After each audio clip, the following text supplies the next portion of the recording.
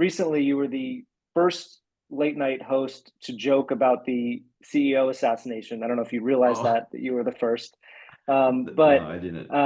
that's an example of something that like is not funny on its face, really. And you sort of have to, if it's in the news, you have to figure out how to make it funny.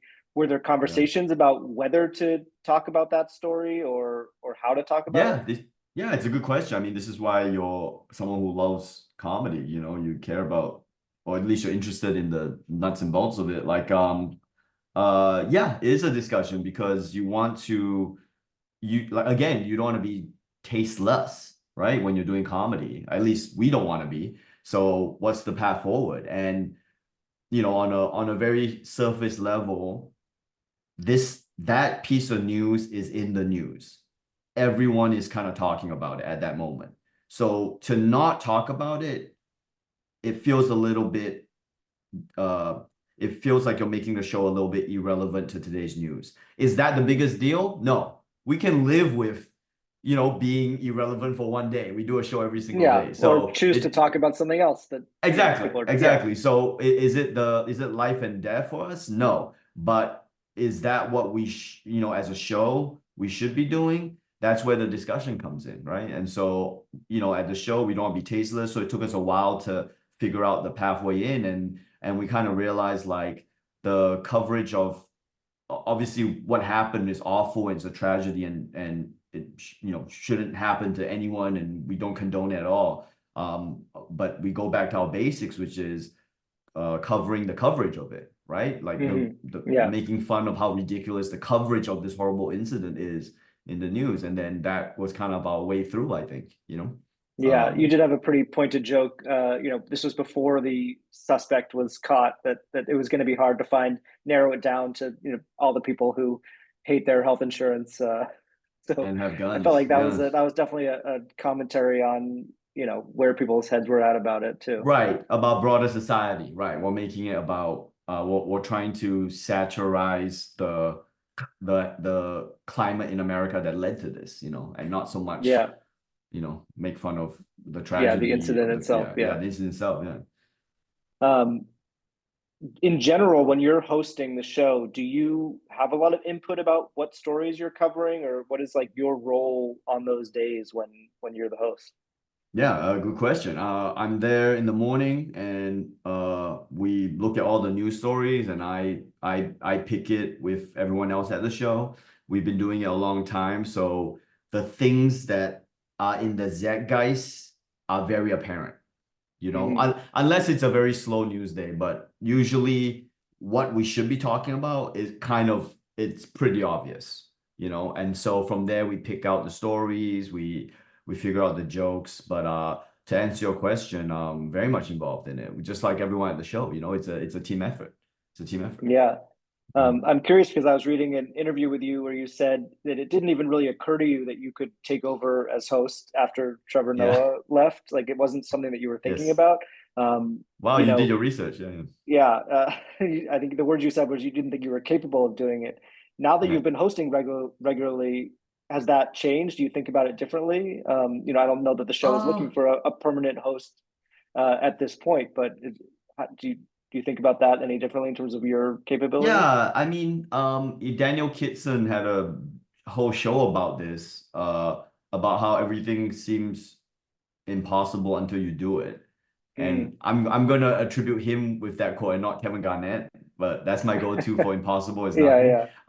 But yeah, that idea of like it truly did seem impossible for me to do it. Like how could I ever host a daily show? Like it seems not just as a practical matter of my profile not being big enough, and all the other factors, but just actually writing the jokes and being with everyone and guiding this machine. Like how is it even possible that I could have the ability to do it? Um, and doing it a few times now, I'm like, oh, okay, I think I get how to do it. I'm still learning every time I do it. So, it's not like I'm not the finished article, or I don't think I've mastered it. But I mean, if you're asking me, do I think it's possible to host a daily show? Like, yeah, I guess I've done it like, I don't know, like 20 Yeah, a times bunch now. of times So now. Yeah. yeah, so it's definitely possible for me to do it. Yeah, yes, I do feel differently about it now that I've done it. But it's still, amazing to me. Every time I'm there, I'm always like, I can't believe we managed to write a show today, is always my thought. Hmm. At the end of every show, I'm like, I cannot believe we pulled that off because that was insane. I mean, Yeah. every day I'm just amazed that we pulled off the show. Well, I have to think that once they offered the show to your nemesis Hassan Minhaj and then took it away, that you thought, well, I don't know if he could do it. Maybe I could do it too.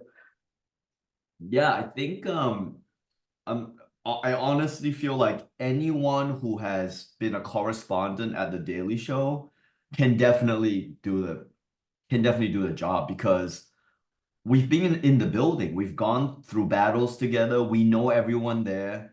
Everyone's on very good terms. It's very collegiate. You see it every day, the reps. You get reps, repetitions every single day. So if you are a former correspondent on the show, you have the skill set, you just need to get on the court, Mhm. so any of the former correspondents. Yeah. You joined the show, basically with Trevor Noah. So it was after Jon Stewart had left. Now that you've been there, getting to work with him a bit, what has that been like to kind of see him at work? Because I'm sure you knew him a bit, but not at this level. Yeah, I met him first time at the Comedy Cellar about 6 months after he left the show the first Oh, time. wow. And I introduced myself at the table and I was like, "Oh, hi, Mr. Stewart, I'm Ronnie. I'm a new correspondent on the Daily Show." And he said, "Oh yeah, I've heard about that show. I've heard good things about that show." And I'm like, "Oh, that's cool." And then he was very down to earth and I've met him a few times. Like every year, I'll randomly see him at a gig once. He's always been very nice to me. And then he came back. It was a total surprise. I didn't know. One day they just announced it, and it's funny because I was actually doing a show at Count Basie uh, Performing Arts Center in New Jersey. I think it's in Red Hook. And I was asking him because I know he lives in New Jersey. So I was like, "Hey, any chance you want to come and do a show?" And um, he- and the day I emailed him about it, he was the day he got hired when he came back to the To Daily come Show. back. Yeah. Yeah, so he didn't reply to me, and I thought, oh, maybe he doesn't want. And then he was like, "I'm so sorry, I couldn't talk to you. It was just there A was little I busy. couldn't Yeah. tell. Yeah, yeah, I couldn't do the gig. I wanted to be on it so much, but I couldn't, and I couldn't tell you why. Anyway, it was fun. But having him back is like it's like watching I man, you've done your research. I've answered this a few times, but not to give you a stock answer, but I truly feel this way. It's that watching Jon Stewart come back to a Daily Show is like watching Michael Jordan come back and run the triangle offense because he's Hmm. like he's like he's a master of the medium. He knows the camera angles, he knows the clips, he knows what he wants to say, he knows how to get what clips to make the point that he's making. And he knows how to insert jokes, what type of jokes. He knows his voice. He knows what America needs to hear. So it's like watching the maestro, and you learn a lot from him, just how he does Yeah. it, how, on and off stage, how he Yeah, runs I that was building. particularly impressed with that election night episode, which was, I think it seemed like it was pretty chaotic. You had John Fetterman canceling at the last minute, and obviously Yeah. probably didn't think that it was basically going to become clear that Trump was going to win during your episode. But then by the end of the Yeah. hour, he's like giving a like totally fascinating and funny and like cogent response to everything that was happening, like in the Yeah. moment. And in a way, only he could, right? Right. In Yeah. America or in the world, really, only he could be the person to do that. And we did that show live, as you noted. So Yeah. yeah, Yeah. it was very chaotic, to say the least. Yeah. I won't say we completely were caught off guard. I mean, the data, the probabilities were quite Yeah, clear the on writing who was is on the the wall. underdog. Yeah, yeah. Yeah, So we weren't caught off guard, but yes, it's like, yes, it's one thing to know the car's gonna crash. It's another thing to have to like do a show in front of it, Yeah. and talk about Yeah. the car That's so crashing hard. I around don't know. you. Yeah. Yeah. I feel like those live election night shows are are risky business. Yes, yeah. But that's why you play the game, right? It's Yeah. that's also the most fun for comedy, and it's the degree of difficulty, and like I said, it's something that no one else can do. So, Yeah. yeah. One thing I feel like you really have in common with John is sort of your willingness to express unpopular opinions or sort of go against the grain and sort of not be afraid of the reaction. I mean, one thing, from him that I was thinking about was when he decided to say that he thought Tony Hinchcliffe was funny, which was not a very Right. popular opinion in that moment. Right. Um, Yes, yes, yes. you It's know, how do you what was your reaction to that, and sort of how do you think about um, those decisions to say things that probably most yeah. people watching the show are going to disagree with, but you kind of go there anyway? Is there anything that comes to Yeah. mind for you that you've said like that? um what I think about an issue is whatever Jon Stewart thinks. If he Yeah. thinks something, I'm like, yeah, I agree with that. So whatever he said, I'm like, yes, I agree with him Yeah. 1000%. And come after me and come after him. It's fine. We can take it. Yeah. You're And you're a that's team. the yeah, and that's the attitude I have with it. It's like I said, I think comedy should be a little countercultural.